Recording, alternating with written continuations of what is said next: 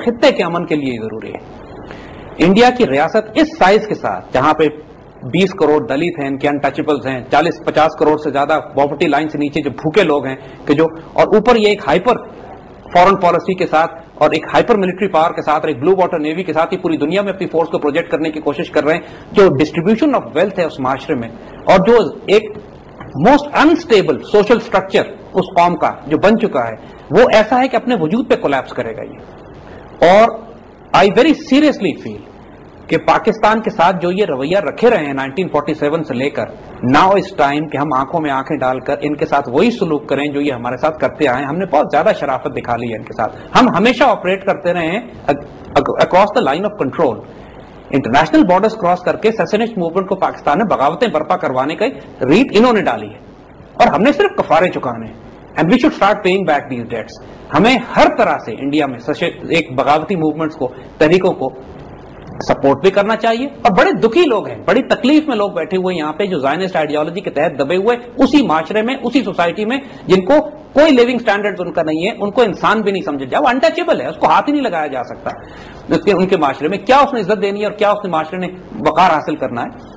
انسانیت پہ بھی یہ رحم ہوگا کہ اگر انڈیا کو توڑ کے چھوٹا چھوٹا کر دیا جائے۔ مگر آپ جانتے ہیں بہت سے لوگ آپ کے ویو سے اگری نہیں کریں، نہ کریں اگری، لیکن دا کوشچن از کہ نہ کریں اگر یہ، تو پھر انڈیا کے ہوتے ہوئے، اسی سائز کے ہوتے ہوئے پورا ریجن جس مصیبت اور عذاب میں مبتلا رہے گا، پھر اس کو بھی پورا ریجن اس کو بھگتے تھے۔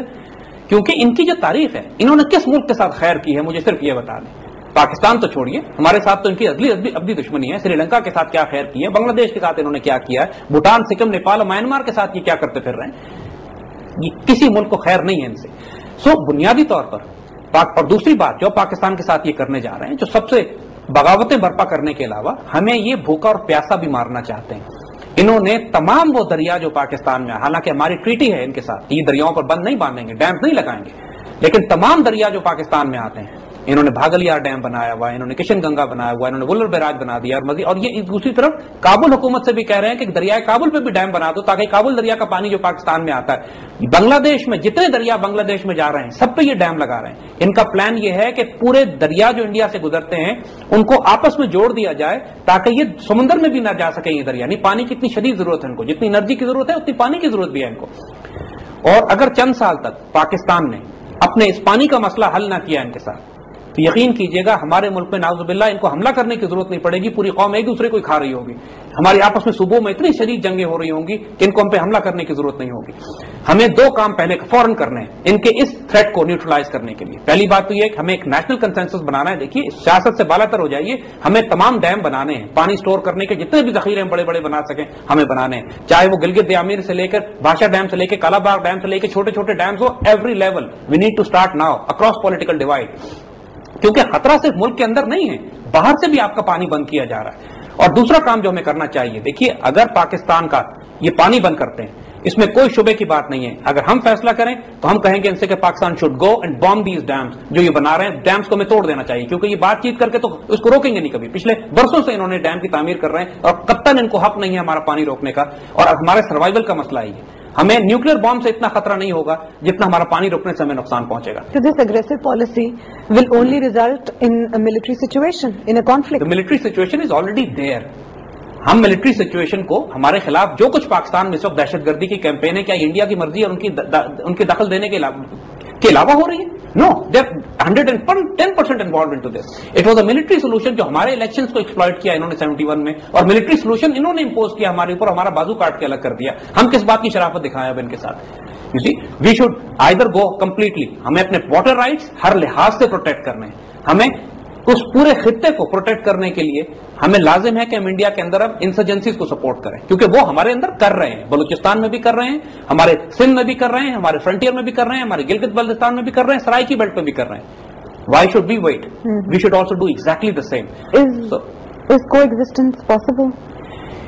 انڈر دس مینٹالٹی، اس مائنڈ سیٹ کے ساتھ کو ایگزسٹنس پاسبل نہیں ہے ہماری انڈیا کے ساتھ۔ دیکھیے، کیا اسرائیلیوں کی کو ایگزسٹنس فلسطینیوں کے ساتھ ہو سکتی ہے؟ آپ مجھے بتائیے۔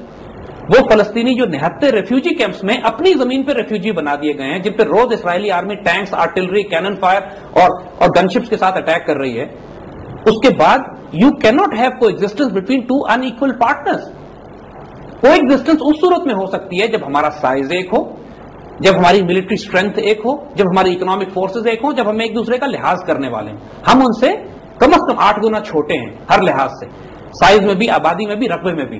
اب اس جتنے چھوٹے ملک کو تو یہ ہر وقت بلڈوز, جب ان کی ذہنیت یہ ہے جو جس کی تاریخ ہم پیچھے ڈسکس کر چکے ہیں, اس ذہنیت کے ہوتے ہوئے کوئی ایگزسٹنس پاسبل نہیں ہے. کیونکہ ہم اس سب کو بہتر نہیں بنا سکتے ڈائیلاگ سے یا کسی کچھ اور میجرز اختیار کر کے. دیکھیے ہم نے ساری تاریخ بیان ہی اس لیے کی ہے کہ ہم اس خوش فہمی کی جنت سے باہر نکل آئے. We have to be realistic now, let's take the facts as they are. ہم نے کبھی بھی ان پر حملہ نہیں کیا, ہم نے کبھی بھی یہ معاملہ, ہم نے ان کے خلاف بغاوتیں برپا نہیں کی, ہم نے کبھی بھی دنیا میں پورے ملکوں میں جا کے انڈیا کے خلاف محاذ نہیں بنایا, ہم نے کبھی دوسروں ملکوں کے ساتھ مل کے سازشیں کر کے انڈیا کے نیوکلیر پروگرام پہ حملے نہیں کروائے, ہم نے کبھی انٹرنیشنل بارڈر کراس کرا کے انڈیا کا حصہ توڑ کے الگ نہیں کیا. یہ سب کچھ انہوں نے کیا. ہم نے اگر کیا ہے تھوڑا بہت صرف لوکل لیول پہ سکھوں کو سپورٹ کیا, تھوڑا سا یا کشمیریوں کو سپورٹ کیا, یا نارتھ ایسٹ میں اگر ہمارا کوئی انفلوئنس ہے تو وہ صرف ایک لو لیول کے اوپر معمولی انسرجنسیز کے لیے پن پرکس ہیں بیسکلی. ہم نے ابھی تک اگریسو پالیسی کے طور پہ فیصلہ نہیں کیا کہ اب توڑ کے الگ کر دو اس ملک کو. ہم کرنا چاہیں تو کر بھی سکتے ہیں, and we should do it now, کیونکہ اللہ کے فضل سے خود ان کے ملک کے اندر اتنا فساد موجود ہے جس کو ہم ڈسکس کر چکے ہیں پہلے. دی انٹائر ریڈ کوریڈور, دی نیکسلائٹس, اس وقت سب سے بڑا تھریٹ انڈین فیڈریشن کے لیے وہ بنے ہوئے ہیں. دنیا کے تمام بڑے بڑے سیریس اینالسٹ یہ بات کرتے ہیں, اور یہ بات دیکھیے ہم بڑے یقین اور وثوق کے ساتھ تسلی دے رہے ہیں کہ اگر پاکستان نے یہ فیصلہ کر لیا کہ ہم نے انڈیا کو توڑنا ہے اور ہم پینیٹریٹ کریں گے ان کے اندر اپنی بارڈرز کے اکراس, اور اس سے پہلے ہم ان تمام ریجن کے انوائرمنٹ کو کریٹ کریں ان کو توڑنے کے لیے, تو حیران مت ہوئیے گا اگر کسی دن دہلی سے آپ ریڈیو اسٹیشن دہلی سے آپ یہ اعلان سنیں کہ ریڈیو اسٹیشن دہلی پاکستان ہے. Because we have done this before. یہ ہم ایسی بات نہیں کر رہے ہیں, ہم کم از کم 20 دفعہ دہلی کیپچر کر چکے ہیں اس طرف سے آ کے, 21ویں دفعہ بھی کیا جا سکتا ہے. لیکن اگر انہوں نے ہمارے ساتھ کو ایگزسٹ کرنا ہے, they'll have to behave, ان کو بہیو کرنا پڑے گا. ٹھیک ہے زید صاحب, آج کا پروگرام ہم یہی ختم کرتے ہیں. آپ نے ہمارا پروگرام دیکھا, ہمیں اپنی رائے سے آگاہ کیجیے, ای میلز بھیجیے, بیکاز ہمارا جو اگلا پروگرام ہے وہ صرف آپ کی ای میلز اور آپ کے کوشچنس پہ بیسڈ ہوگا. جو ٹاپک ہم پچھلے 8 پروگرامز میں ڈسکس کیا آپ کے سامنے, اس سے ریلیٹڈ جتنے کوشچنز آپ نے ہمیں بھیجے, ہمارے ایکسپرٹ کو بھیجے, وہ اس کے جواب دیں گے نیکسٹ پروگرام میں. اس کے ساتھ ہی ہمیں اجازت دیجیے, اگلی بار پھر ملیں گے سیم ٹائم اور سیم چینل. آپ کی ہوسٹ ہنا معراج اور ہمارے ڈیفینس ایکسپرٹ جناب زید حامد صاحب کو اجازت دیجیے. خدا حافظ.